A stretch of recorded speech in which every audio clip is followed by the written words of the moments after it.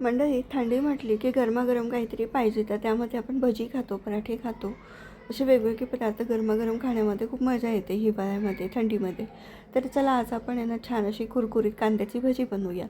त्यासाठी मी इथे 2 चमचे धणे घेतलेत, 1 चमचे जिरं आणि 1 चमचा बडीशोप हे मिक्सरमध्ये थोडंसं जाडसर वाटून घेतलं.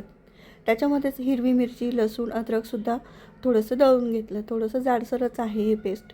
आपण कांद्याला आहे ना असं लांब पातळ उभा चिरून घेतला होता आणि त्याला मीठ लावून ठेवलं होतं. त्याला पाणी सुटलं. त्याच त्याच ओलसर कांद्यामध्ये आपण मावेल इतकं बेसनचं पीठ टाकलं. थोडंसं आपण कुरकुरीतपणा वाढवण्यासाठी तांदळाचं पीठ टाकलं. थोडंसं सोडा टाकलं चिमूटभर आणि चांगलं असं व्यवस्थित एकत्र करून घेतलं.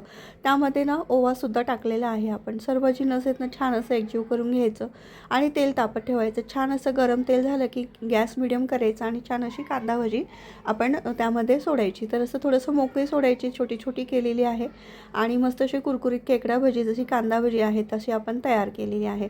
तर गरमागरम छान अशी पावबरोबर तुम्ही खाऊ शकता किंवा नुसतीसुद्धा खाऊ शकता. ही भजी ना मी पावसोबत खाणार आहे, तर त्याच्यासाठी मी हिरवी चटणीसुद्धा बनवलेली आहे. त्याचा व्हिडिओसुद्धा मी लवकरच अपलोड करेल.